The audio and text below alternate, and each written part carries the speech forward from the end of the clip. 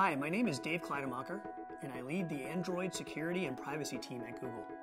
I wanted to take a few minutes to cover some highlights of our 2018 Android Security Year in Review report with you. Before we start, our team mission is to protect every one of our more than 2 billion Android users.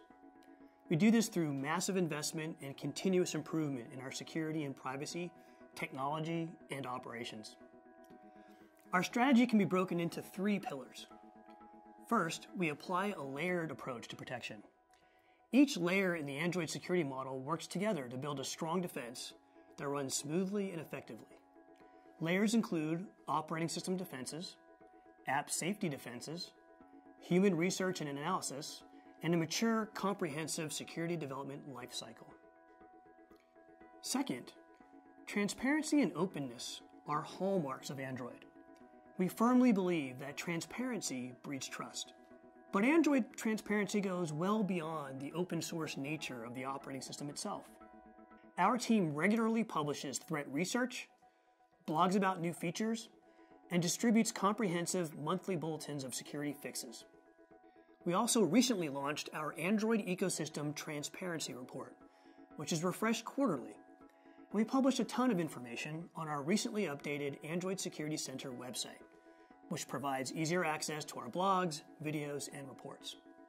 Lastly, having Android backed by Google means that our security team collaborates with some of the best security and computer science professionals in the industry, with world-class expertise in identity management, artificial intelligence, privacy research, and cloud security. Okay, so let's jump into some of the highlights from the 2018 Year in Review. The broadest statistic for measuring device hygiene is how frequently a full device scan detects potentially harmful applications, or PHA for short. PHAs are apps that could put users, user data, or devices at risk. Common PHA categories include Trojans, spyware, and phishing. In 2018, we started tracking a new PHA category, click fraud, which are apps that hijack ad clicks without user consent in order to defraud advertisers. Of the millions of apps published on Google Play, only 0.08 of devices that exclusively used Google Play for app downloads had a PHA installed. In contrast, devices that installed apps from outside Google Play were affected by PHAs 8 times more often. Nevertheless, those devices still saw a 15% reduction in malware rates as compared to the previous year. Unfortunately, malware has become a risk to all popular operating systems. To combat this, we believe that malware protection should be built into the operating system itself. Google Play Protect is exactly that. It's Android's built-in malware defense system, backed by Google machine learning, which is always adapting and improving. Play Protect prevented 1.6 billion PHA install attempts from outside of the Google Play Store in 2018. The combination of client-side security features and Google Cloud infrastructure allow for over 50 billion apps to be scanned every day across more than 2 billion devices. On the platform security side, with Android Pie, we added a ton of great security and privacy features.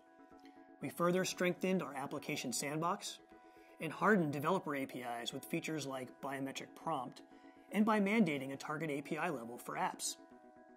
There was a continued investment in hardware-backed security through discrete tamper-resistant secure elements that enable the use of industry-first security APIs such as protected confirmation and Strongbox.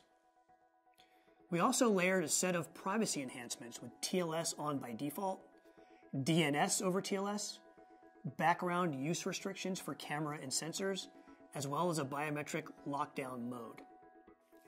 And as we do year after year, we implemented additional anti-exploitation mechanisms, such as control flow integrity protection, to help ensure that bugs cannot be leveraged into exploits. But how do we measure the success of these anti-exploitation enhancements? Well, one of the ways you can do it is by looking at vulnerability pricing in various markets. For example, Android Security Rewards allows us to work with top researchers from around the world to improve security of the Android ecosystem. The program offers the highest price rewards in the industry, and in 2018 we surpassed $3 million in total program payouts. We also continue to see upward trends in third-party vulnerability pricing. At the 2018 Mobile Pwn2Own hacking competition, top pricing was led by the Google Pixel, though no exploits successfully compromised Pixel devices, and none of the exploits utilized a vulnerability in the core Android operating system. Speaking of security updates, this is another critical area where we have continued to make year after year improvements. Through a combination of platform improvements like Treble, new OEM agreements, and partner programs such as Android Enterprise Recommended, the Android ecosystem has made significant progress in releasing security updates. In the fourth quarter of 2018, we had 84% more devices receiving a security update than in the same quarter the prior year. Hopefully, this gives you a flavor of the data you can find in our 2018 Security Year in Review. If you want to check out the full report, our quarterly transparency reports, or any of our blog posts, please head over to android.com/security. Thank you.